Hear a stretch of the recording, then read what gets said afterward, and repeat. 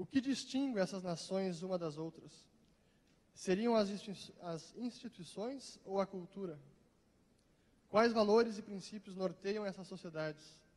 Países em uma mesma região ou a mesma nação em momentos distintos podem optar por caminhos que levam à servidão e ao empobrecimento, ou à liberdade e à prosperidade.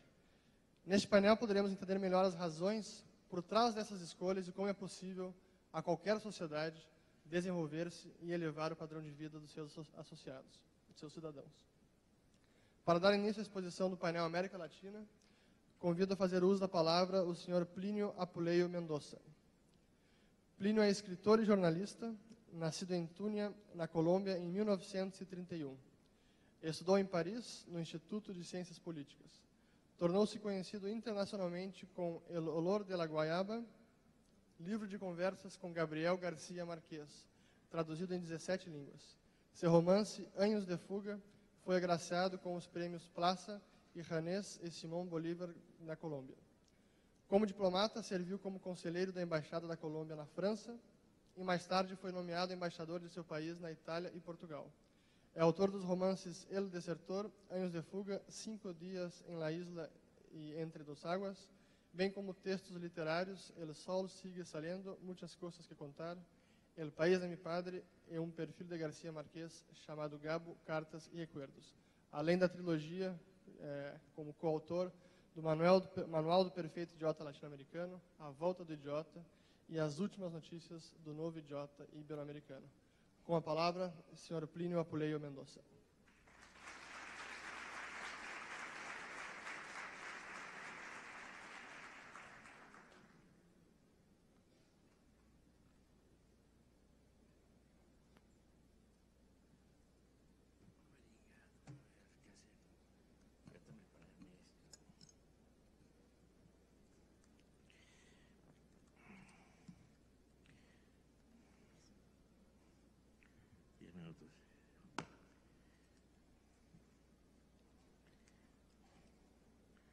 Bueno, muy buenas tardes. Voy a hablar desde luego en español. Espero hablar despacio, lo que se dice falar divagar. Sobre el tema de la libertad en América Latina. Déjenme ustedes. Es un tema que provoca muchas inquietudes. Yo siempre pienso que para combatir un enemigo es necesario saber quién es, dónde está, cómo se mueve, de qué recursos dispone. Lo mismo tenemos que decir del enemigo a la libertad en América Latina. Vamos a verlo. Por lo pronto debemos aceptar que la situación del continente está llena de temores, llena de riesgos, llena de inquietudes. Es evidente que ya se acabaron en el continente las dictaduras militares que atormentaron a nuestros países en el siglo pasado. También podemos ver como algo muy positivo cómo se cayó el muro de Berlín hace poco más de 25 años. Se derrumbó para siempre después de haber ensombrecido la vida de la Unión Soviética y los países de Europa Oriental, y prácticamente ese derrumbe lo entendimos como un derrumbe del comunismo para siempre, en todas partes, inclusive entre nosotros. Sí, quedaban dos países con dos rezagados, dos anclados en el pasado, que eran Corea del Norte y entre nosotros Cuba. Pero Cuba ya era un verdadero desastre. 60.000 empresas estatizadas, una desbordada inflación, un dramático desabastecimiento de productos básicos, una agricultura en ruinas y un número de exilados nunca visto en el continente. Y para colmo, pues ya sin los millonarios recursos suministrados por la Unión Soviética, la situación era catastrófica. Se veía llegar el derrumbe total del modelo castrista. Pues bien, en los años 90 estamos muy optimistas, porque florecía por todas partes la libertad política y la libertad económica. El camino nos lo mostraba Chile, que era un país que iba muy bien y que parecía ser el primero en llegar de nuestros países al primer mundo. Pero lo que nunca esperábamos es que apareciera de nuevo en el siglo XXI, en el siglo en que estamos viviendo, apareciera el comunismo, un neocomunismo vestido con ropajes nuevos, llamado el socialismo del siglo XXI. Llegó primero a Venezuela con Chávez, se proyectó y prolongó en Bolivia, en Ecuador, en Nicaragua, y luego penetró mucho en la propia Argentina. Entonces, es que preciso preguntarse cómo fue que apareció este fenómeno y por qué. Bueno, primer factor para mí es el descrédito de nuestra clase política en todo el continente. Los partidos perdieron su vigencia, su fuerza, su vitalidad. Ya no empujaban a las masas. Político se volvió una mala palabra. Uno llegaba a Lima, a Caracas, Bogotá, y un chofer de taxi señalaba a un hombre y decía, ese es un político, como un personaje realmente vituperable. Entonces, ese fue un primer factor, porque en un momento, cuando la gente estaba descontenta con un partido, votaba por su opositor. Eso lo veíamos en Perú, en Colombia, en Venezuela, en todas partes. En Venezuela, donde yo viví muchos años, recuerdo que cuando la gente estaba descontenta con Acción Democrática, que era un partido socialdemócrata, votaba por el partido COPEI, que era social cristiano. O al revés, si estaba COPEI desprestigiado en el gobierno, votaban por el partido opositor. Pero llegó un momento en que ambos partidos se desprestigiaron y surgió eso que llamamos una tercería, un outsider. Y ese outsider, en este caso, fue el propio Chávez. Chávez aprendió mucho. Chávez era comunista y en Barinas, su hermano, que era un comunista, y un profesor también lo convencieron de todo eso y lo metieron en las fuerzas militares con el propósito de irlas guiando en otra vía. Pero eso quedó oculto. Y Chávez llegó a corregir la cartilla castrista. La cartilla castrista, desde hace más de 50 años, decía que la única manera de hacer la revolución era llegar al poder por la vía armada. Y así surgieron las guerrillas en Colombia, por ejemplo, las FARC y el ELN. Pero Chávez tuvo un profesor muy extraño, un argentino que se llamaba Norberto Cerresole, de extrema derecha, asesor de los Carapintadas. Y este argentino le dijo, no, hay que cambiar de sistema. Hay que olvidarse de llegar al poder por las armas. Se puede llegar por la vía electoral aprovechando el desprestigio de los partidos tradicionales. Y no hay que acabar con el ejército, ni enfrentarlo, sino a capturarlo, atraerlo, comprarlo, penetrarlo. Esa es la otra razón. Y luego el esquema debe ser caudillo, ejército y pueblo. Y no democracia representativa, sino democracia participativa a través de referéndum, asamblea constituyente. ¿Por qué? Para hacer la revolución desde el poder. Esa fue la fórmula de Chávez y le resultó.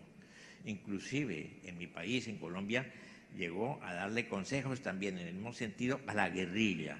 Ustedes no van a llegar al poder por las armas, busquen una manera de llegar al poder por otra vía, y así se abre, por ejemplo, el proceso de paz. Entonces, su remedio para mantenerse, el populismo asistencial, ese es su gran arma. ¿Por qué? Porque ellos atraen con eso, atraen a las clases marginales que son muy numerosas en nuestros países. Yo recuerdo que iba todos los años a Venezuela, encontraba, allá tengo una hermana Choclana, mis sobrinos. Y ella, que era una periodista muy conocida en Venezuela, pues invitaba siempre a gente de todos los partidos, de Acción Democrática, de COPEI, del MAS, del Movimiento al Socialismo, inclusive de comunistas, y todos discutían conmigo sus distintas posiciones, hasta que un día que llegué, un año que llegué, descubrí que todos eran antichavistas, y dije yo, está salvada Venezuela, todos antichavistas, nadie compartía lo que estaba haciendo Chávez. Y mi hermana me dijo, lo que pasa es que tú nunca has hablado con el vendedor de arepas, ni con la negrita aquí de la cocina, ellos son chavistas. Chávez los ha comparado con el populismo, con las prebendas de toda suerte, y con eso puede tener un buen resultado electoral.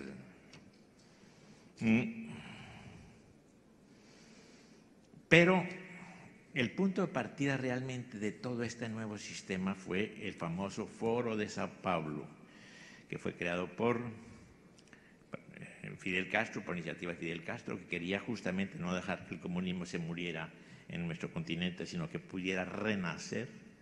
Lula, el Partido de los Trabajadores, y parecía una cosa completamente desquiciada. Reunió a los partidos comunistas, a los partidos de extrema izquierda, inclusive a la guerrilla colombiana, el FARC y el ELN estaban representados allí en ese Foro de Sao Paulo. Comenzó en cero, sin nadie en el poder, y después de reunirse todos los años en distintas ciudades y llevar una labor consciente, llegó a tener casi 15 mandatarios en el continente. El Foro de Sao Paulo es un peligro. Claro, resucitaron en el mito ideológico, un mito ideológico que nosotros combatimos. Me refiero a un libro que escribimos Carlos Alberto Montaner, Álvaro Vargas Llosa y yo, se llamaba Manual del Perfecto Idiota Latinoamericano, porque escuchamos siempre lo que decía la extrema izquierda y terminamos diciendo que son completamente idiotas. Leíamos el libro de Galeani, Las venas abiertas de América Latina, y nos damos cuenta de que tenían unas ideas completamente falsas. La pobreza, el producto del imperialismo, de las oligarquías, es necesario expropiar, es necesario darle al Estado el monopolio de todo el poder productivo, etcétera, etcétera. Los resultados, al cabo de cierto tiempo, resultaron catastróficos. Es el caso de Venezuela, que es el país que está peor del continente, es un desastre. Tiene una inflación hoy del 56%, 40% de las empresas han sido estatizadas, hay un gran desempleo, hay un gran desabastecimiento, falta todo en Venezuela, hasta el papel higiénico, todo. Y el control de todos los poderes, porque ya no hay división de poderes, ya el Ejecutivo controla al Legislativo y controla al Poder Judicial, hay una feroz represión, hay torturas de jóvenes manifestantes, etcétera, etcétera. Y luego, algo terrible para mí que soy periodista y que trabajé allá, dirigí las principales revistas en un momento dado, fue el atentado a la prensa. Controló toda la televisión, controló la radio y luego le cayó a la prensa escrita. Periódicos de viejísima tradición como Universal fueron comprados por sus gentes. El Nacional subsiste, pero con una gran penuria de papel, apenas con 8 páginas, de modo que nos encontramos ahí con una situación muy, muy, muy inquietante. Pero esa misma situación también se está viendo en el resto de países, en el resto del continente. Lo vimos, por ejemplo, en Ecuador, en Argentina con el grupo Clarín, con La Nación, controlan también la justicia en forma muy, muy, muy peligrosa. De modo que eso mismo ya se está viendo en otros países, como decía, en la Argentina misma, donde han penetrado profundamente. De modo que nos encontramos con algo. Pero algo mucho más grave, se han apoderado de las organizaciones internacionales. Hoy en día la OEA, UNASUR o el ALBA están integradas, dirigidas por amigos del chavismo venezolano. Parece increíble, de modo que están lejos de denunciar sus atropellos a la libertad. Tienen el control de estas organizaciones internacionales, de las organizaciones del continente. Y realmente es tan grave la situación, inclusive en Colombia, que es un país muy democrático, es un país bien, pero yo veo con mucha inquietud lo que puede ocurrir con el proceso de paz, porque ese proceso de paz ha llevado a las FARC, tienen un poder muy grande. Gracias a Chávez, en el año 2008, el dirigente máximo de las FARC, Alfonso Cano, cambió su estrategia y en vez de pensar en fortalecer su aparato militar, habían sido golpeados militarmente de manera muy fuerte por el gobierno de Álvaro Uribe, dieron la vuelta. Dieron la vuelta y cambiaron el panorama porque se dedicaron a trabajar muchas poblaciones con otros instrumentos. Yo recuerdo haber ido a una población que llamaba Remolino del Caguán y allí, primero no había podido ir porque estaba dominada por la guerrilla. Meses después, el propio presidente Uribe me dijo, ya puede decir porque está tenemos una brigada militar ya y la guerrilla no está allí. Y fui efectivamente a ver si era cierto, y era cierto, no estaba la guerrilla, pero estaban sus brazos políticos, las milicias bolivarianas.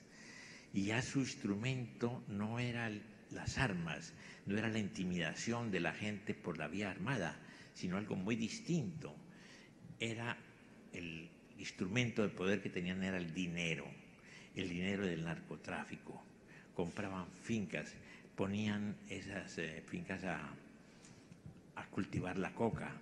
Los campesinos cultivaban coca y ganaban dinero que nunca habían ganado antes y fueron controlando buena parte del país, de modo que también ese peligro existe, que en el proceso de paz piensan tener realmente prácticamente el control de la mitad del país donde están, porque allí también hay una amenaza muy grande a la libertad. ¿Qué hacer? ¿Cuáles serían los caminos? Yo podría decir que esto le corresponde a mis compañeros que han venido, por cierto, de muy lejos aceptando esta invitación de Washington, de Madrid y de Bogotá, y ellos van a hablar un poco de esos caminos que se logran libertad. Yo me limito por lo pronto simplemente a comunicarles una esperanza basada en una experiencia personal. El año pasado yo estuve en 3 países. Estuve en Venezuela, estuve en Bolivia, en Santa Cruz, estuve en El Salvador. Y allí me encontré con algo que me pareció extraordinario. Y es que los muchachos ya estaban perfectamente conscientes de que el socialismo no representaba ninguna opción con base en lo que habían vivido. Y por lo consciente que tampoco estaban de acuerdo con los viejos partidos. Veían que era necesario crear nuevas expresiones políticas y realmente eran muy brillantes en Santa Cruz, en Caracas, en El Salvador. Pero me reunía con 200, con 300, 400, había líderes estudiantiles. Dije, el día más tarde ellos van a tener realmente la posibilidad de acceder al poder. Lo que no sabía que era lo que ocurría aquí en el Brasil, y ahora lo acabo de descubrir y me doy cuenta que también aquí hay un cambio profundo. Ver todos estos empresarios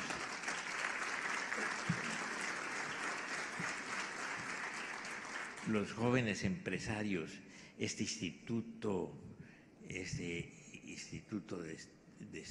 estudios económicos, de estudios, se me olvidó ya el nombre, me parece extraordinario porque realmente le abre otro camino a este país. Es muy, muy importante. Quisiera, para terminar, simplemente, yo me encontré un texto de Vargas Llosa que es un poco inquietante, pero que hay que tomarlo muy en cuenta. Dice Mario Vargas Llosa que América Latina está aún lejos de ser una sociedad democrática y liberal. Según él, en nuestros países el Poder Judicial se ha convertido en un instrumento de quienes gobiernan, que cambian, manipulan y teledirigen las sentencias a su capricho. Para preservar la libertad, dice Vargas Llosa, urgen reformas profundas en la economía, la educación y la justicia. Tenemos gobiernos democráticos, pero nuestras instituciones, nuestros reflejos, nuestras mentalidades siguen siendo populistas, oligárquicas, absolutistas o colectivistas y dogmáticas. Afortunadamente, como lo decía, hay nuevos grupos jóvenes, nuevas tendencias que por primera vez nos permiten y nos ofrecen una opción de cambio. Como dije, lo vi en varios países y ahora me ha sorprendido mucho encontrarlo en el Brasil. Muchas gracias.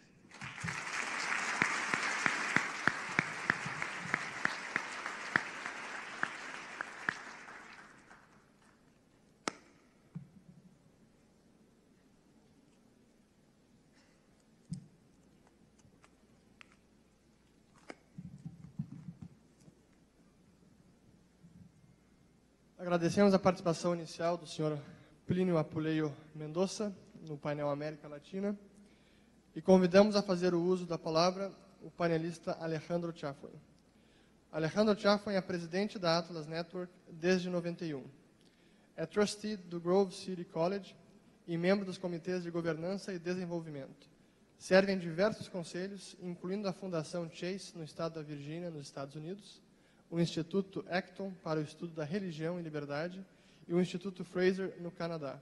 É membro honorário ativo do Comitê de Membros da Fundação John Templeton, além de participar da World Charity Foundation e do Templeton Religion Trust. Chaffoin é membro do Conselho Consultivo da Philanthropic Enterprise e participou do comitê fundador do Donors Trust. É colunista da Forbes.com, onde assina a coluna Intellectual Entrepreneurs, com foco em discussões e estudos políticos. Com a palavra, Alejandro Chaffoin. Muchas gracias, Fernando.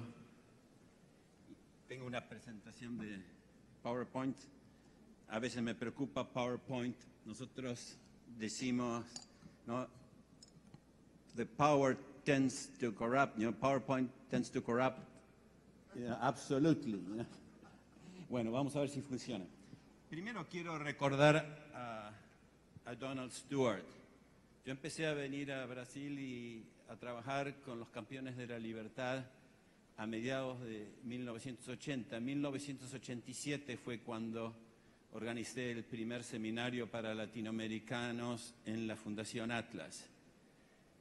Y Donald Stewart y Alexandre Guasti, que en paz descanse, tenían un amor total por la libertad.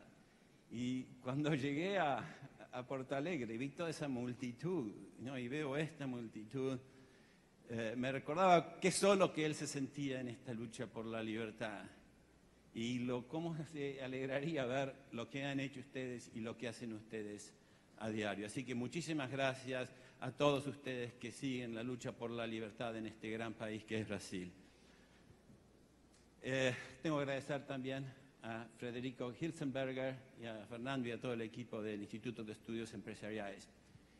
En el 2001, en abril del 2001, y le tengo que decir que empiecen el reloj porque me están dando tiempo libre. Gracias. En el 2001 hicimos un seminario para el 20 aniversario de Atlas en Punta del Este, Uruguay. Y asistió el presidente Jorge Valle.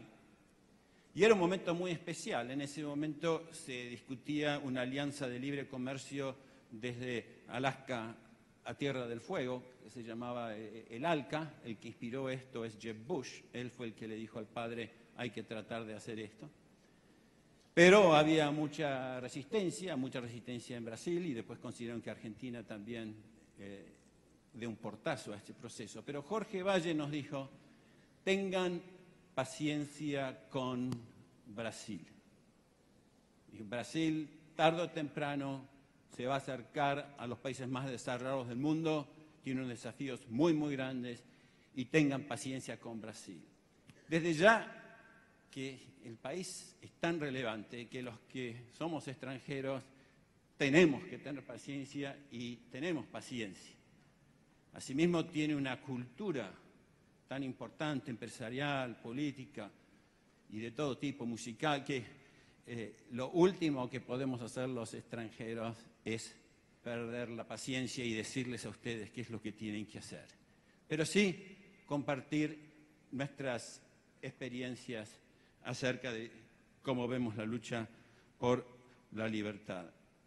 Así que yo voy a empezar con hacer un marco económico, hablar del marco económico global y que es muy consistente con lo que han dicho otras personas aquí.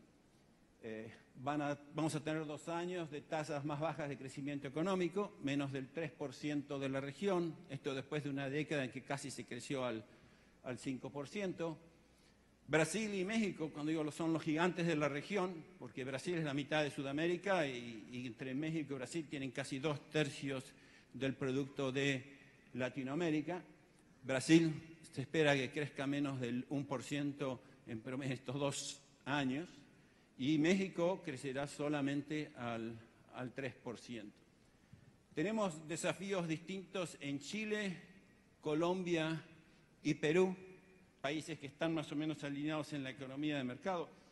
El que me preocupa más, a mi juicio, es Chile, porque como se ha mencionado, parte del modelo económico ha sido repudiado, al menos en las urnas.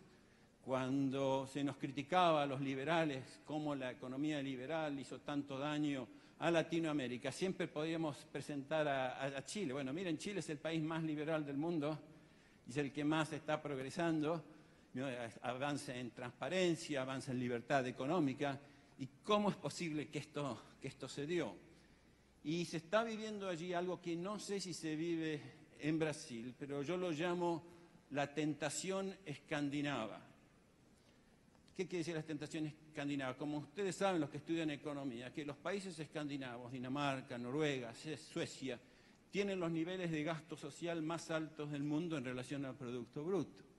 Y sin embargo siguen siendo países, ¿no?, desarrollados, con gran paz, con transparencia. Y existe esa pregunta, bueno, ¿por qué no podemos ser como ellos? Bueno, primero porque no tenemos la cultura, y para tener ese Estado tan grande que están tratando de benefactor, entre comillas, benefactor, que están tratando de moderarlo, tienen que cobrar impuestos muy altos y ningún latinoamericano ni los chilenos van a aceptar la clase media que se les cobre más del 30% más de impuestos para tener el mismo Estado benefactor que los países escandinavos. Algunos de los amigos míos brasileños me dicen que aquí los impuestos son casi como los escandinavos y los servicios son como los latinoamericanos. Así que con esas disfuncionalidades es imposible tratar de copiar este modelo escandinavo. Pero esto vemos que está ocurriendo en algunos países y en Chile no solamente al parecer querían que exista libertad de elegir, sino el derecho a elegir bien y que el gobierno, si uno eligió mal, le cubra las pérdidas. Así que eso es muy, muy preocupante. Vayamos ahora a los factores externos. Los precios muy bajos de petróleo es una bonanza para Estados Unidos y para gran parte del mundo. La razón que se pudo dar esto, porque en Estados Unidos la propiedad del subsuelo es del sector privado, hay mayor libertad económica en lo que es el tema energético, hay libertad en ciertos estados, no están prohibiendo lo que se llama el fracking, que es este proceso que permite sacar combustible y gas del subsuelo. El posible aumento de las tasas de interés en Estados Unidos es algo que se contempla, aunque yo creo, con otros analistas, que no habría necesidad de hacerlo hasta comienzos del año que viene o hacia fines de año. Como el año que viene es una elección presidencial y un incremento en las tasas de interés siempre puede tener un efecto recesivo, que el Banco de Reserva Federal es muy probable que empiece a aumentar las tasas gradualmente a mitad de este año. Así que ese es un poco mi pronóstico. Tenemos tendencias positivas en el comercio internacional, así que yo creo que los tratados de Estados Unidos con Europa, que están un poco frenados ahora, y al mismo tiempo el tratado con las economías del Pacífico tienen alta probabilidad de ser aprobados, especialmente después que se vaya el presidente Obama, pero no es imposible que suceda incluso antes de su partida. ¿Qué es lo que está pasando en Estados Unidos, el país donde vivo hace 30 años? La economía cada vez yo creo que va a ser más de centro, porque por más que no sabemos quién va a ganar la elección presidencial, prácticamente ningún analista está pronosticando que los republicanos van a perder el Congreso o el Senado. Esto va a llegar a algo que a muchos de nosotros no nos preocupa tanto, que es un gobierno dividido, que esperemos que no haga mucho mal. Así que eso es un poco como veo esto. Siempre existen posibles desafíos en el área de la seguridad nacional, especialmente Estados Unidos tiene compromisos y alianzas en diversos lugares del mundo, tanto en Asia como en Europa y especialmente con Rusia, en el Medio Oriente. En Latinoamérica tiene menos compromisos y a veces le parece que Brasil debería cumplir un rol más importante, pero no es tan fácil. Estados Unidos, con toda esta combinación de factores, tasas muy bajas de interés, un precio del petróleo baratísimo. Yo pago por 4 litros de gasolina, hoy estamos pagando $2.30, o sea, 7 reales. Así que hemos tenido un regalo impresionante del gran aparato capitalista energético de Estados Unidos. Pensamos que seguirá siendo muy atractiva para el inversor internacional. Estados Unidos está cayendo en el respeto de Estado de Derecho y los contratos y la propiedad. Desde que se empezaron a hacer los índices, pasó del primer lugar al lugar número 20, pero comparado con otros países sigue siendo muy atractivo y pensamos que de Latinoamérica también vendrán muchos inversores. Vamos a hablar ahora de los desafíos especiales de Latinoamérica. El primer tema, la corrupción, lo han tocado muchos y es una bandera que la escuché mucho el domingo cuando llegué. Hay en Latinoamérica, yo creo, una tendencia muy grande a la mediocridad. Prácticamente no hay líderes defensores de la sociedad libre que quieran tener proyección más allá de sus fronteras. Los únicos que quieren tener un poco más de proyección hacia sus fronteras son los líderes populistas y los líderes de izquierda. Pero yo creo que se han dado cuenta que no es fácil para un Chávez, ya fallecido, ser un héroe en Perú, o para un Correa ser un héroe en Bolivia. Muy por el contrario, yo creo que el objetivo de muchos de ellos es simplemente acumular el poder, generalmente es el poder político, pero también el poder económico para sus familias y su entorno íntimo. Como dice el presidente Quiroga, muchos de los líderes populistas, la ideología que siguen en Latinoamérica es la ideología de Ben Franklin. Y Ben Franklin, entonces lo que hace es saca un billete de $100 y dice, sí, el billete de $100 de Ben Franklin, muchos fajos de ellos es lo que buscan muchos líderes, pero no todo. No es la única fuente de corrupción. Tenemos una justicia politizada e ineficiente, pero que es realmente lamentable, salvo un par de países, casi nadie se saca una buena nota. Y quiero hablar de este tema porque muchos de los países latinoamericanos, si tuviesen algo parecido a un Estado de Derecho, o sea, están sacando supongo una evaluación de 10 puntos, de entre 6 y 7, lo que uno le requieren en esta universidad para pasar una materia, mucho de Latinoamérica tendría una libertad económica similar a muchos de los países de Europa y a algunos de los países más libres. El caso más extremo quizás es Guatemala. Guatemala, medida por el gasto público, es el campeón del liberalismo. En el índice de libertad económica de Heritage Wall Street Journal, Guatemala se saca 9.4 de 10, como el país que tiene el menor gasto público. Sin embargo, como se saca 2 de 10 en corrupción y un poco menos de 3 de 10 en Estado de Derecho, Guatemala tiene poquísima libertad económica. Así que el tema, todo pasa mucho, yo creo, por la falta de Estado de Derecho y después hablaré un poquito de de ese tema y me concentraré más en el tema de la corrupción.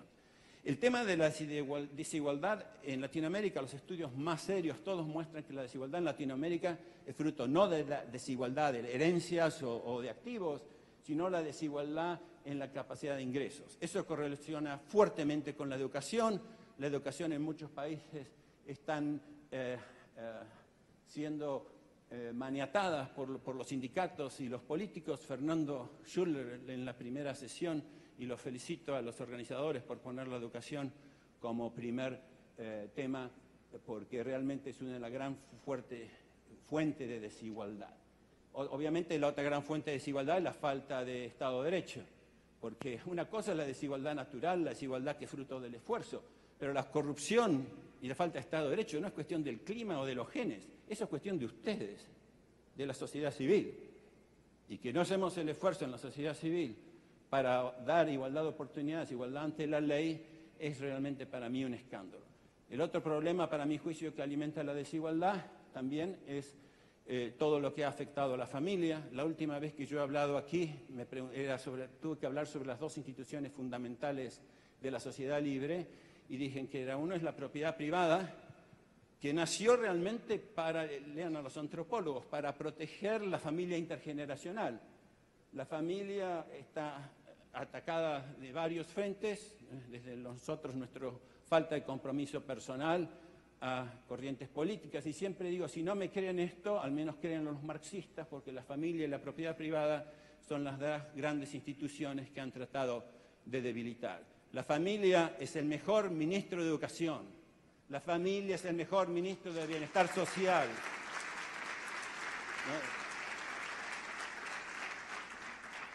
Y así que ese es un tema que va más allá de la economía, pero para mí está entrelazado, y solamente miran las estadísticas y van a ver qué es lo que dicen.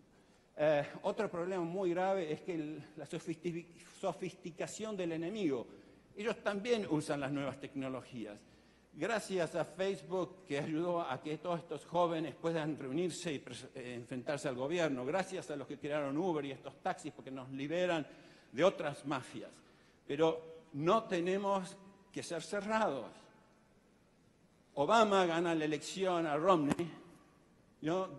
Y tenemos el periodo más grande de crecimiento intervencionista de Estados Unidos, al mismo tiempo que tenemos un enorme crecimiento de la tecnología. Mi país nativo son los que más penetración de Internet tiene, y seguimos en las garras del peronismo populista. No hay correlación entre estas dos cosas, pero sí, tenemos que aprender a usarla, pero con inteligencia y con buenas ideas. El gran empresario Peter Thiel, ¿no? Su empresa Palantir, le vendió primero al NSA el software para monitorear a gente. También después se lo venden al sector privado. Y no lo digo en forma peyorativa, porque pienso que la defensa es algo muy importante para un país. Los que cobran impuestos utilizan todas estas nuevas tecnologías para ver exactamente dónde tenemos los bienes, en el campo, en nuestros autos, así que es una guerra muy interesante que tenemos que luchar. El empresario Charles Koch, KOCH, que entre paréntesis no es donante de Atlas, quizás el 0,02%, cuando hicieron un análisis de por qué perdieron las elecciones, por no llegar bien a las minorías, especialmente a los latinos, y segundo, porque usaron peor el software que el enemigo, de saber a quién tenían que llegar con el mensaje. Vayamos ahora el último punto, es el fracaso de los liberales en encontrar consensos para poder llegar a ser gobierno.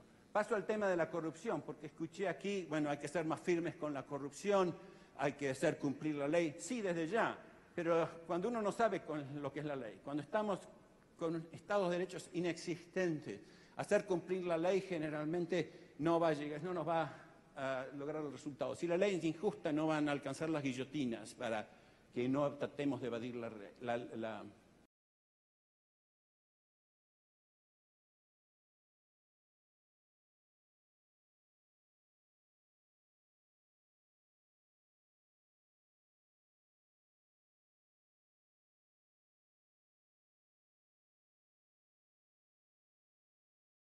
En ese momento estaba en el London School of Economics. Empecé a correlacionar economic freedom y la libertad económica y la corrupción. Y me da al revés, que cuanto más libertad económica, mucha menor corrupción. Este es el índice de Fraser, del que soy director. Esto es una correlación altísima para los que están acá, que estudian economía. Miren, esto es el índice de Heritage, así que prestenle atención. Otra cosa que para mí es muy importante es, bueno, es darle más preponderancia a la corrupción y al Estado de Derecho en los índices.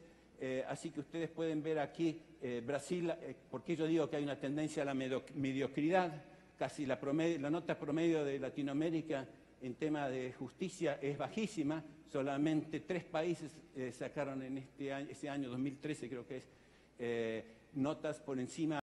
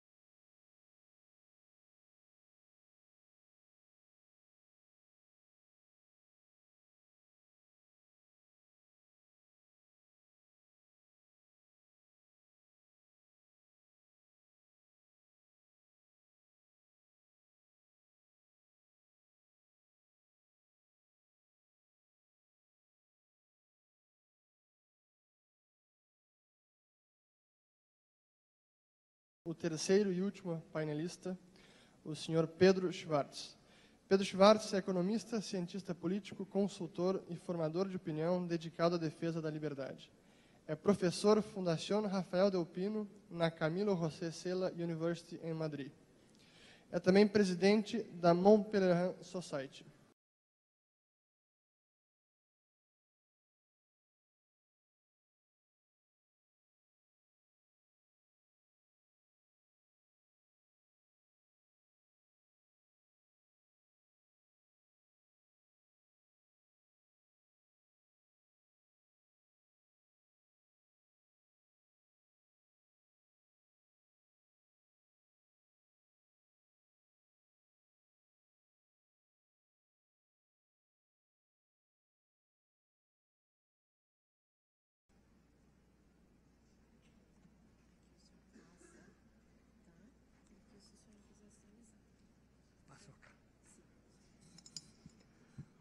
Muito boa tarde, queridos amigos. Para mim um grande honor falar em uma reunião onde vejo tanto entusiasmo. Estava a ouvir as canções que encheram a rua ontem aqui na cidade, em outras cidades de Brasil. Eu não posso continuar a minha conferência em português para evitar erros, mas confio na capacidade dos tradutores de passar as minhas ideias àqueles que não podem compreender o meu espanhol. And for those who don't understand Spanish or Portuguese, they have a simultaneous translation here at their disposal. De lo que quiero hablar hoy es de la moneda sólida como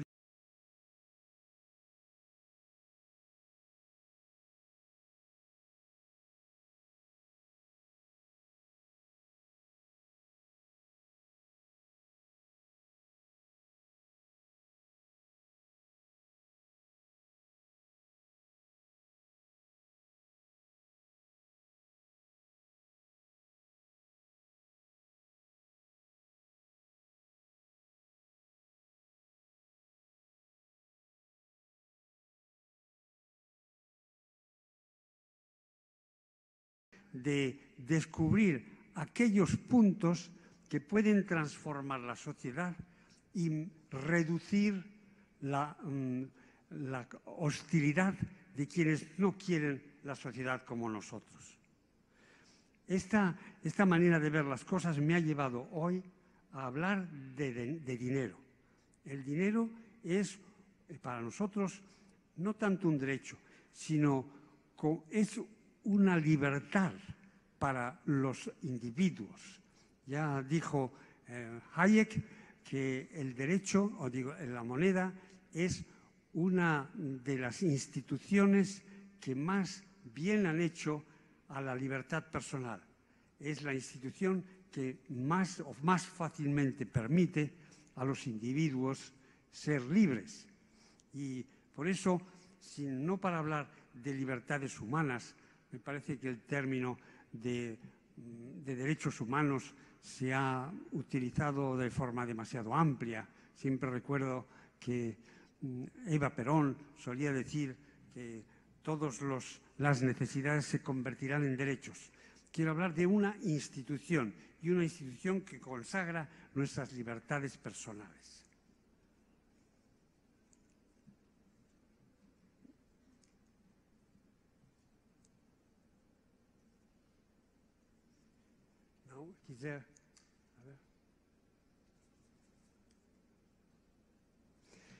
Empiezo diciendo que suelen presentarnos el dinero como una creación del Estado y algo que el Estado tiene que dirigir. Este es un error histórico. El dinero es una creación de la sociedad que los estados, los monarcas, las repúblicas han monopolizado y nacionalizado. El dinero lo inventaron los mercaderes y fue principalmente Karl Menger el que en 1892 nos explicó el modelo de cómo apareció el dinero, porque algunos mercaderes se especializaban en acumular bienes que luego serían más aceptados por la sociedad. En vez de comprar para sí con el trueque, lo que hacían era que el dinero fuese aquel bien que veían que todo el mundo quería aceptar, y de esa manera espontánea es como aparecieron los medios de pago. Sin embargo, como el dinero es un instrumento tan importante para los individuos en las sociedades mercantiles en las que vivimos, que los monopolistas, los estados, pueden cargar un impuesto sobre el dinero. A pesar de que el dinero lleve un impuesto sobre sí, sin embargo, no podemos permitirnos los individuos ni las empresas prescindir de él. Y el tema fundamental de mi conferencia de hoy es que la inflación es un impuesto sobre el dinero y que la manera de fomentar las libertades, no solo económicas, sino también personales, esa manera mejor de hacerlo es que el dinero esté libre de inflación y sea un valor seguro que nos permita planear nuestra vida, nuestras empresas a largo plazo. Ya todo el mundo sabe las funciones del dinero y las presento para que se vea cuán importante es el dinero y por qué estamos dispuestos a soportar muchas veces esa inflación hasta que llegue a un punto tan alto que se convierta en una hiperinflación y entonces huyamos de ese dinero para conseguir o utilizar uno que sea más sólido. El dinero es una institución social, no es una creación de los estados. Es una institución social que si está bien llevada, si no está sometida a un excesivo impuesto y si no se reduce su valor por la inflación, nos permite a los individuos, a las empresas, tomar decisiones informadas y a largo plazo para el uso, el ahorro, la inversión de lo que es nuestro. Ese dinero es el que, si el dinero tiene un valor sólido, ese dinero nos permite pensar cómo serán los precios en general, los precios, el nivel de precios dentro de 5, 10, 15 años. Y en la medida en que el dinero sea más estable, más largos podrán ser nuestros proyectos. Más a largo plazo podemos nosotros proyectar. Por eso necesitamos una moneda sólida. Y repito lo que dijo Hayek. La moneda es uno de los más poderosos instrumentos de la libertad que hayan inventado los hombres nunca. Y una de las condiciones de la libertad es que los individuos contemos con una moneda sólida. ¿Qué estoy haciendo aquí? Defendemos el liberalismo, defendemos las libertades, también la soberanía de la ley o soberanía del derecho. Y queremos que no haya corrupción, que también queremos que los que mandan nos representen como nosotros queremos ser representados. Sin embargo, como todo no puede cambiarse al mismo tiempo, daré ejemplos de cómo una moneda sólida mejora el ambiente para la libertad. Y la exhortación que hago es, hagamos muchas cosas, pero una de ellas, consigamos que no haya inflación y que la moneda sea sólida. Y voy a presentar algunos casos aquí en Latinoamérica de cómo se ha hecho para que las monedas no queden destruidas por la acción del gobierno en la inflación. Para nosotros, para hacer esa planificación de la que he hablado antes, es importante lo que llamamos distinguir los valores nominales de los valores reales. Los valores nominales son cómo damos valor a las cosas según los precios observados. Para dar un ejemplo, el tipo de interés nominal es algo que debe dirigir nuestras inversiones y debe dirigir a quién prestamos y a qué precio.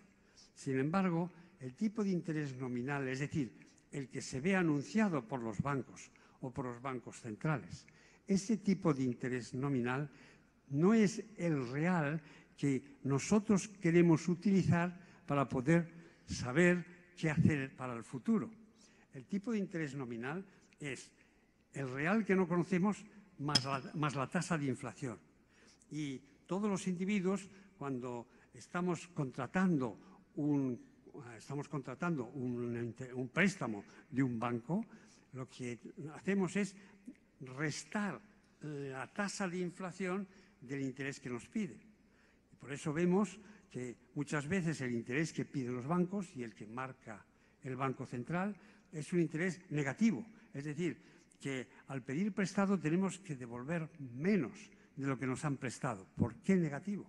Porque el tipo de interés nominal, el que anuncian, si está influido por una inflación que es mayor que ese tipo de interés, entonces se convierte en un tipo de interés real negativo. Y eso influye sin duda en nuestras decisiones de inversión. Es muy difícil para nosotros descubrir los precios reales, que son los que nos gobiernan. Por ejemplo, si unos empresarios dicen a sus trabajadores, les vamos a subir el salario en un 4% el año que viene. Y los trabajadores, los sindicatos, sin duda, se preguntarán, ¿cuál es la tasa de inflación que prevemos para el año que viene? Si es un 6%, el empresario nos está dando una remuneración negativa, una remuneración que cae. Y por eso todos intentamos siempre quitar el efecto de la inflación de nuestros cálculos para saber qué valen las cosas y qué vale lo que se nos paga.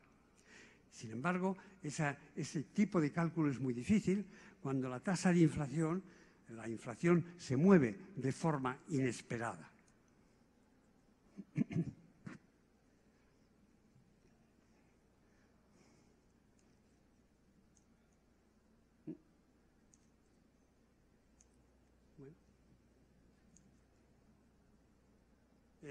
No acabo de...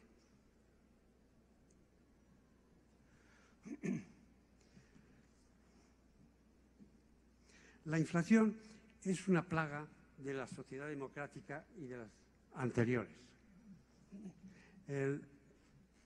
Digo que de las sociedades anteriores porque hace mucho tiempo que nuestros tratadistas lamentan la inflación, la consideran un impuesto sobre el dinero y la critican por eso. El jesuita Juan de Mariana, en el Tratado y Discurso de la Moneda de Bellón del año 1609, afirmó que el rey no tenía facultades para reducir el valor de su moneda, reduciendo el contenido metálico que esas monedas tenían, por ser un impuesto no aprobado por las Cortes. Porque ya entonces, en el siglo XVII, los tratadistas sabían, como Juan de Mariana, que ese impuesto era un impuesto surrepticio, escondido, que a los individuos nos cuesta mucho ver y que no está decidido por quienes nos representan. ¿Funciona? Bien. He dicho, pues, que la inflación es un impuesto sobre el dinero. ¿Cómo funciona como impuesto?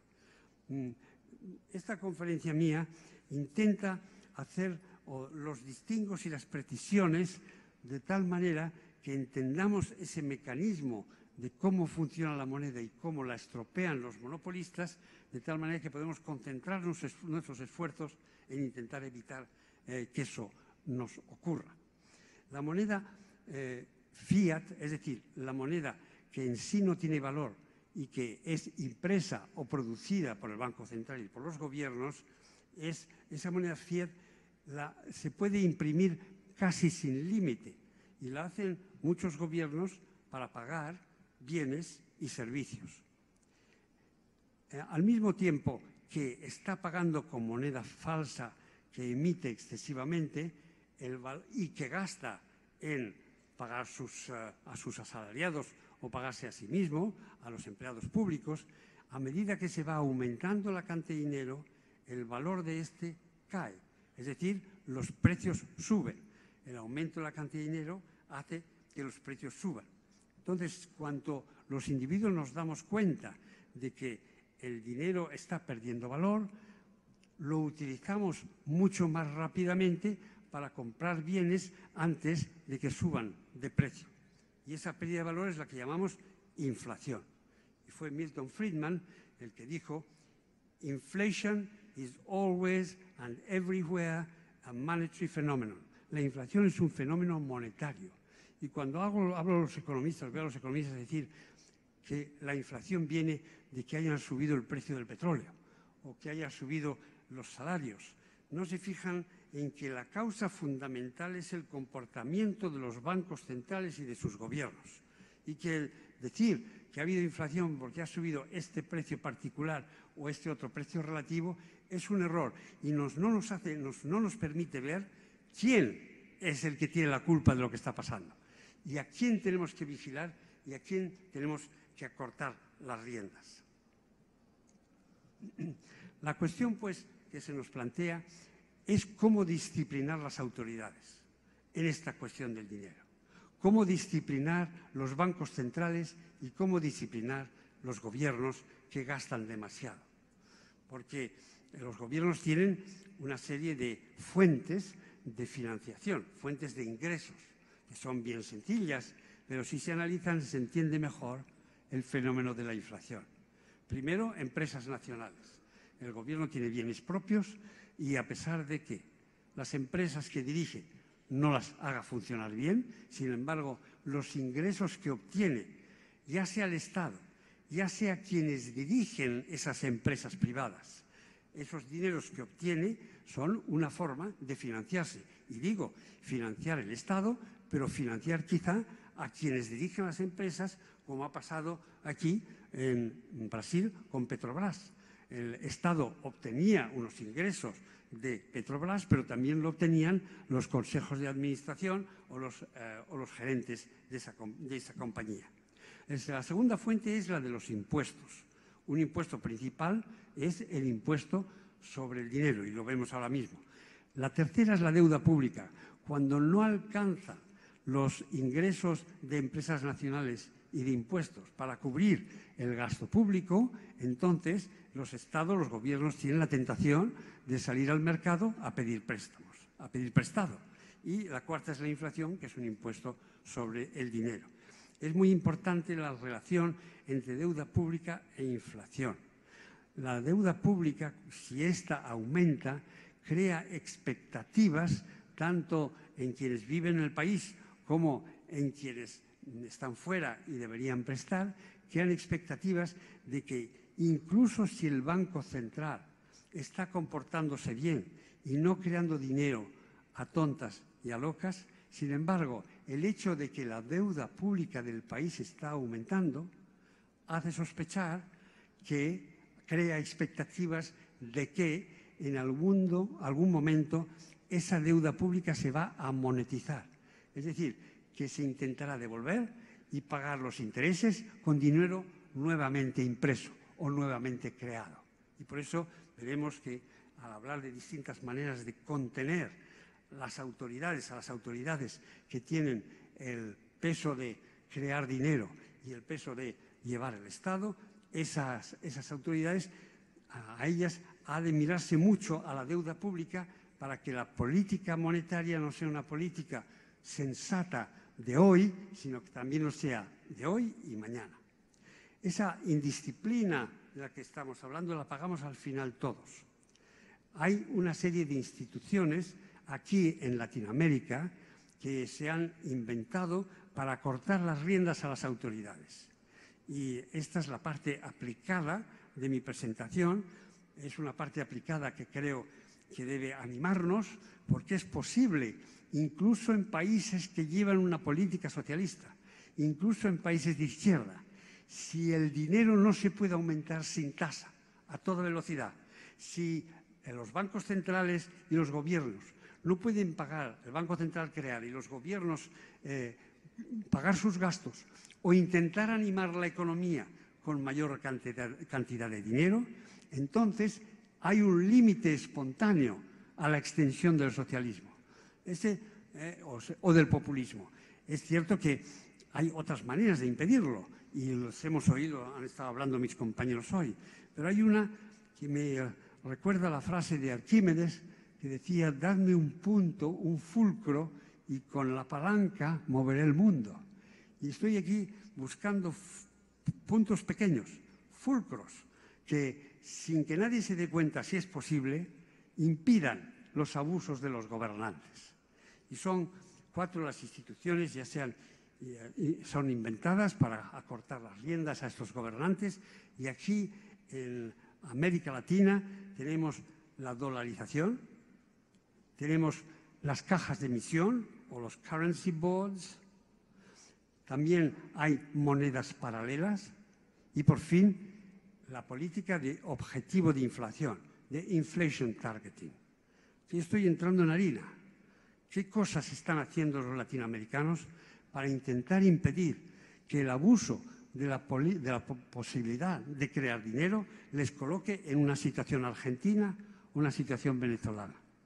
Si la presidenta de Argentina o el presidente de Venezuela tiene que pagar sueldos o tiene que pagar el de Venezuela a los médicos que vienen de Cuba y no tiene ingresos impositivos, su tentación es, y no emite o no exporta bastante dinero, su tentación es imprimir dinero, por así decirlo, entre comillas.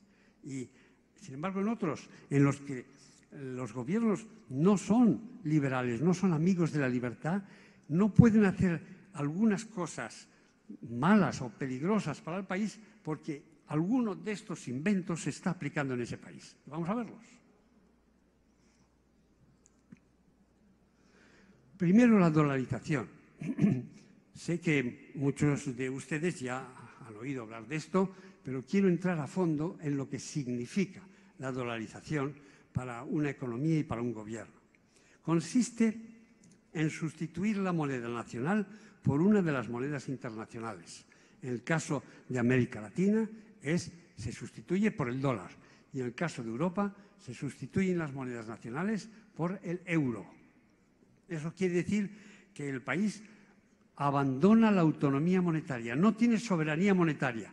Ya estamos recortando la soberanía de gobiernos que tienen a abusar de ellas. Y por eso es una propuesta práctica esta que estamos viendo ahora. Normalmente suele ser un país pequeño. Panamá desde 1904, Ecuador desde el año 2000, El Salvador desde el año 2001, han sustituido su moneda por el dólar. No es que el dólar lo lleve muy bien la Reserva Federal, lo sabemos, pero el hecho de tener una moneda extranjera le quita al gobierno local la posibilidad de utilizar la máquina de imprimir billetes para seguir sus fines. Fijémonos en el Ecuador. El Ecuador tiene un gobierno bolivariano y de vez en cuando el presidente del Ecuador suele decir es que estamos sin soberanía monetaria. Tendríamos que intentar sacar nuestra moneda de esa esclavitud que le impone el dólar. Si no me lo dejan ustedes sacar del todo, voy a emitir billetes o monedas de $5, puesto que allí no hay más moneda que la del dólar, monedas de $5 cuyo señoreaje, ¿cómo se llama?, cuyo beneficio saque yo, porque la moneda de $5 tiene un coste de producción, pongamos de 25 centavos, y sin embargo el valor que se le da es de $5 y el gobierno se queda con esa diferencia. Bueno, pues el Ecuador, que es una moneda, es un país bolivariano, no puede hacer muchas de las cosas que quiere hacer porque sabe que si no cumple con las condiciones de la dolarización, habrá una corrida, una huida.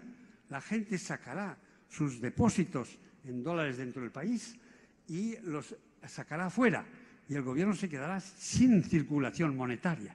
Y por eso esa rienda está bien tensa para que el señor Correa no haga muchas de las cosas que quiere hacer. En el continente europeo tenemos el ejemplo de Grecia. Para estar en una economía dolarizada es necesario que la economía del país haya convergido con el resto de las economías en Europa, con la de Alemania. Y si no ha convergido, los precios y salarios deben ser flexibles y el libre movimiento de capitales tiene que mantenerse. Y por eso Grecia se encuentra atrapada como si estuviese en un sistema de patrón oro. La caja de emisión es semejante a la dolarización. Consiste, sí, en que hay dos monedas, pero se establece un tipo de cambio fijo entre las dos monedas. El ejemplo que conocemos es el de Hong Kong y otra vez hay condiciones para que el dólar de Hong Kong valga más o menos todos los días tras día $7,5 americanos. Es necesario que las reservas divisas, que tengan reservas de divisas algo mayores que el dinero básico, que hay un equilibrio presupuestario, porque si no la gente piensa que va a haber monetización, que haya flexibilidad de precios y salarios, que en Hong Kong la había, quizá estén recortándola un poco, y libre movimiento de capitales. El mismo tipo de condiciones y otra vez los gobiernos, el Banco Central no puede emitir dinero cuando hay una crisis económica, no puede emitir dinero cuando hay un aumento del paro porque las cosas van mal en la economía mundial.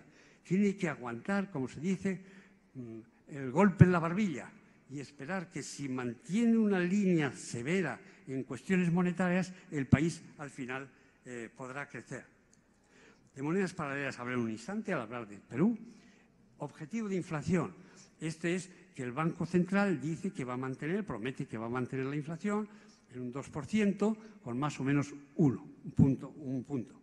Y esto dicen que es equivalente a una inflación cero, pero no es el momento de discutirlo. Aquí otra vez se necesita un presupuesto equilibrado y evitar los aumentos de deuda. Entonces, los gobiernos, o el Banco Central, emite un dinero que es de emisión propia, dinero fiat, y sin embargo, para poder conseguir este objetivo de inflación, que es mejor que las inflaciones desatadas, como está empezando a ver aquí en Brasil, para conseguir ese objetivo de inflación tienen estas reglas y crean y las obedecen mientras el gobierno no pueda entrar en el Banco Central o forzarle a hacer lo que no conviene. Luego, el caso con el que quiero acabar es el caso del Perú. Muy notable. Está poco menos que en el patio de al lado, aquí del Brasil. Está lejos, pero es un país muy cercano a ustedes, muy cercano al Brasil. En Perú corren dos monedas, de hecho, y la gente cobra en dólares o en soles según parezca, según les parezca. Es decir, hay dos monedas tanto en los pagos corrientes como en los depósitos bancarios, como en las inversiones.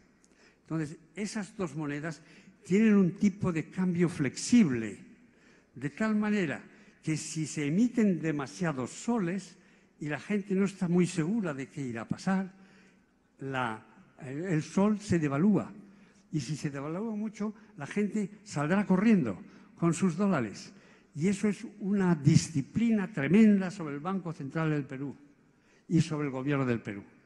Naturalmente, lo que hace el Banco Central es, para evitar que haya demasiados soles, aplica el objetivo de inflación, ese de 2% más menos 1.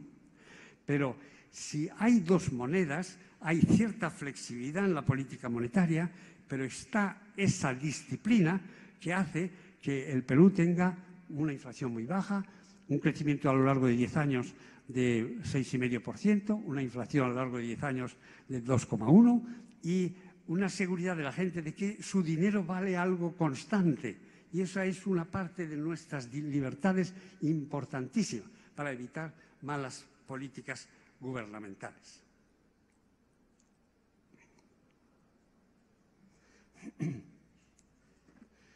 Bien, lo que he querido decir es que o tiene que haber competencia monetaria, como hemos visto, entre el sol y el dólar, o tiene que haber alguna manera de quitar a los gobiernos y a los bancos centrales la soberanía monetaria. Si ocurre así, si hay competencia monetaria o los bancos centrales y los países, los gobiernos, no tienen la libertad de crear dinero, entonces la economía, la sociedad será algo más libre de lo que sería si no fuese así. Incluso cuando tienen un gobierno como el del señor Correa.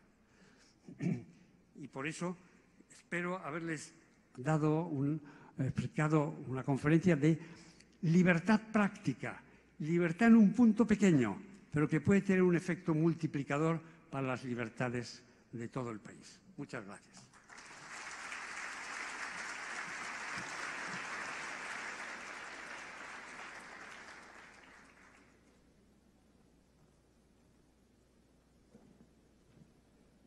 Obrigado, senhor Pedro Schwartz, pela intervenção. E, infelizmente, dado o avançado da hora, vamos ter tempo para apenas uma pergunta. Então, eu vou fazer uma pergunta a todos os três. Gostaria que os três respondessem. Vamos lá.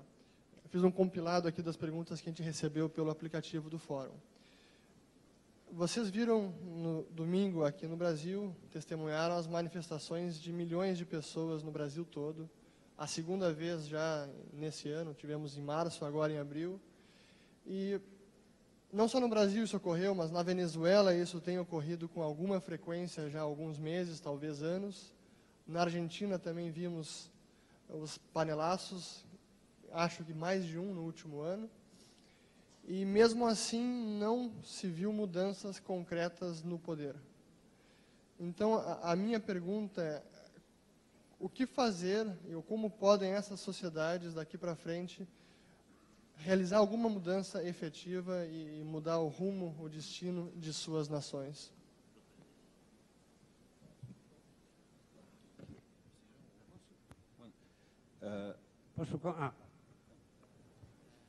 Bueno, primero, es realmente llamativo lo que está pasando en algunos países, pero una recomendación a todos, eviten siempre la violencia, ¿no? La violencia es fácil de empezar, muy difícil de terminar. Y creo que en muchos de estos lugares las manifestaciones fueron muy pacíficas y en el caso de Venezuela los que iniciaron la violencia fue el gobierno venezolano. Así que esa es la primera recomendación. El otro tema, y creo que la persona que recibió el premio de la libertad, William Wack, cuando dio 3 recomendaciones, y creo que fueron muy atinadas, primero es trabajar en la organización para que esto continúe, primero trabajar en el tema de las ideas, porque sin ideas la acción es activismo, así que es esencial trabajar en las ideas para el largo plazo. Segundo, la organización. Ha habido movimientos como el Liberté Chérie en Francia que parecían que iban a ser exitosos, pero no supieron acomodarse o entrar en el movimiento político y en las instituciones políticas de Francia. El tercero que él dijo que es trabajen dentro de las instituciones actuales, de los partidos políticos. Yo de afuera no puedo recomendar. Hemos visto en España que una fuerza nueva hoy amenaza un poco la continuidad democrática en libertad de ese país.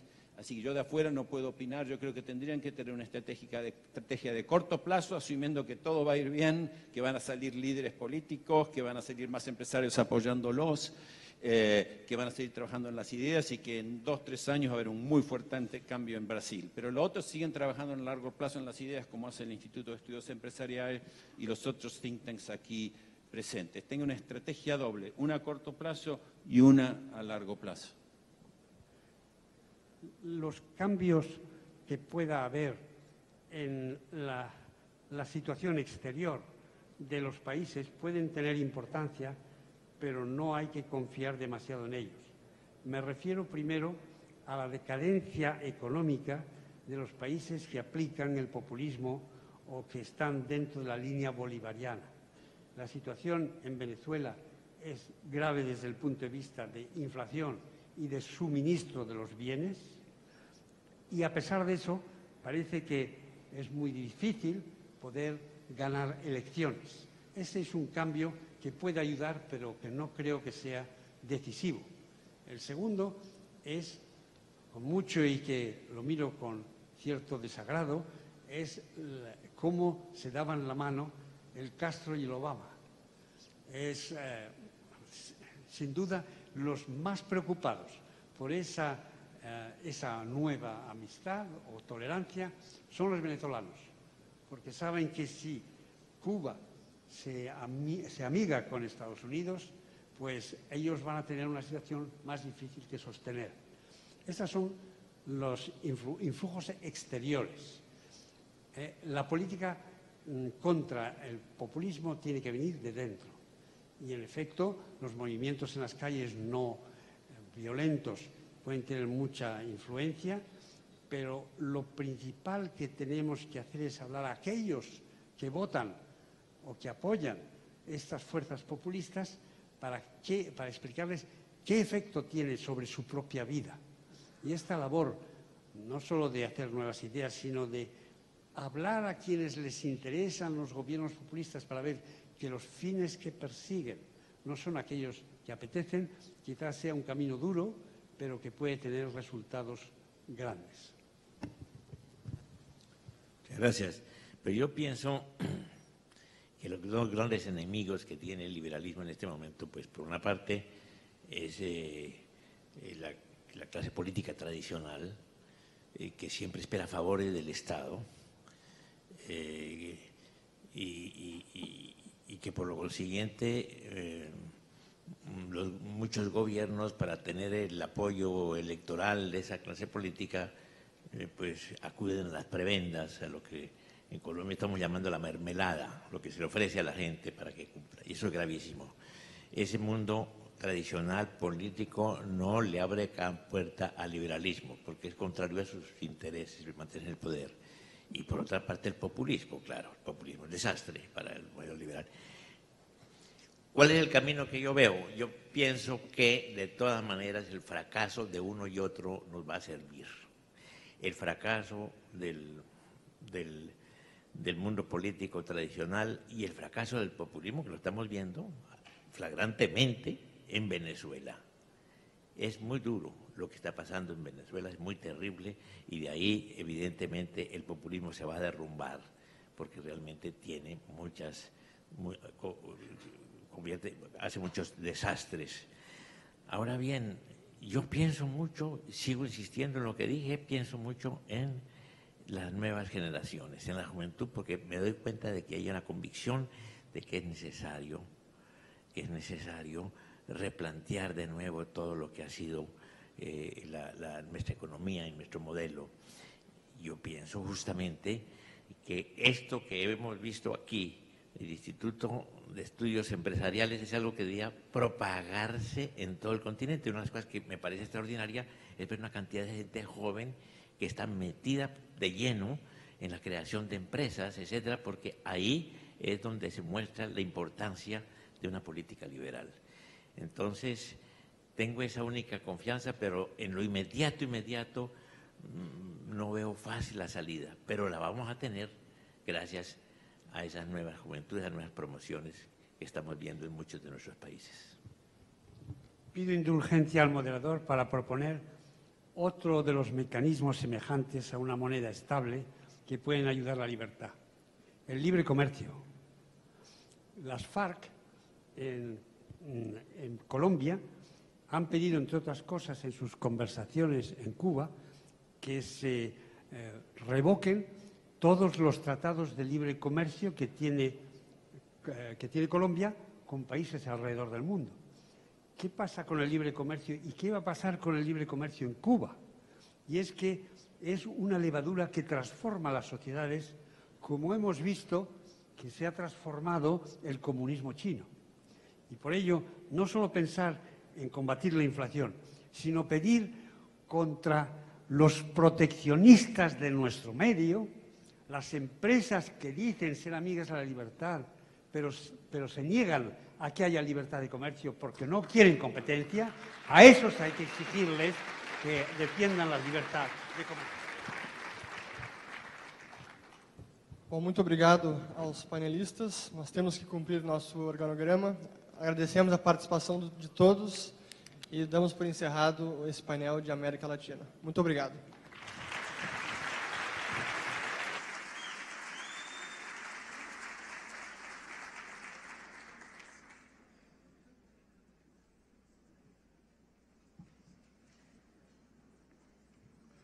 Então, vamos dar continuidade ao nosso evento.